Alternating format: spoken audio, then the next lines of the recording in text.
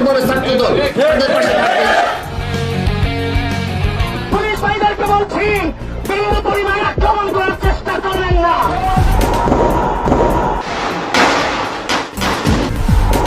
চব্বিশের গণ অভ্যুত্থান মূলত তরুণ প্রজন্মের অর্জন, শিক্ষার্থীদের অর্জন, ছাত্র জনতার অর্জন।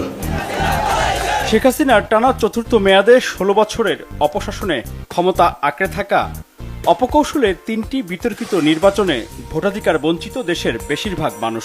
ক্ষোভ বাড়তে থাকে দিনকে দিন। সেই ঘৃণা ক্ষোভ চূড়ান্ত রূপ পায় ২০২৪-এর জুলাই মাসে।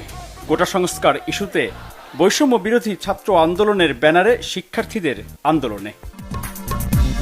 শিক্ষার্থীদের জানা উচিত তাদের আন্দোলনে, তাদের স্বার্থ সংশ্লিষ্ট আন্দোলনে কারা পাশে ছিল, কোন সংগঠন কোন নেতৃত্ব শিক্ষার্থীদের স্বার্থ সংশ্লিষ্ট বিষয় নিয়ে সংগ্রাম করছে। এমন বাস্তবতায় প্রশ্ন জাগে, এই আন্দোলনে বিএনপি এবং জাতীয়তাবাদী ছাত্র দলের ভূমিকা কেমন ছিল? যারা ছিল, যারা আছে, তারা ভবিষ্যতেও যে থাকবে সেটিও জানা দরকার সবার, বিশেষ করে তরুণ প্রজন্মের। দীর্ঘ পর্যবেক্ষণ, অনুসন্ধান, নানা মাধ্যম থেকে তথ্য, উপাত্ত ও ভিডিও ফুটেজ সংগ্রহ এবং যাচাই বাছাই শেষে জুলাই অভ্যুত্থানে বিএনপি আর জাতীয়তাবাদী ছাত্র দলের ভূমিকার কিছুটা তুলে ধরা হচ্ছে এই প্রতিবেদনে। রাজনৈতিক কৌশল হিসেবে আন্দোলন চলাকালে দলীয় পরিচয় ব্যবহার না করায় গণমাধ্যমের খবরে উঠে আসেনি বিএনপির দলীয় কোনো ব্যানার।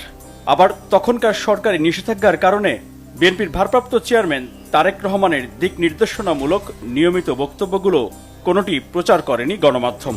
খুনি হাসিনার বিরুদ্ধে তারুণ্যের এই চলমান আন্দোলন ২০১৪ সালের পর থেকে, অর্থাৎ ২০১৫ সালের ৭ জানুয়ারি থেকে শেখ হাসিনার পুরো শাসন আমল তারেক রহমানের বক্তব্য, বিবৃতি প্রচারের উপর নিষেধাজ্ঞা দেওয়া হয়েছিল। জুলাই মাসের শুরুর দিকে আন্দোলন যখন গতি পেতে থাকে তখন বিএনপির আনুষ্ঠানিক সংবাদ সম্মেলন।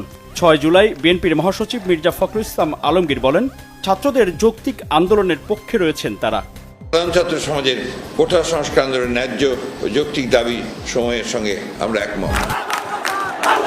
বিএনপি এবং তাদের সমমনস্করা এই কোটা আন্দোলনের উপর ভর করেছে। ছেলেদের যে দাবি, এই দাবি কিন্তু আমরা বলেছি আমরা সমর্থন করি, এটা অত্যন্ত যৌক্তিক দাবি।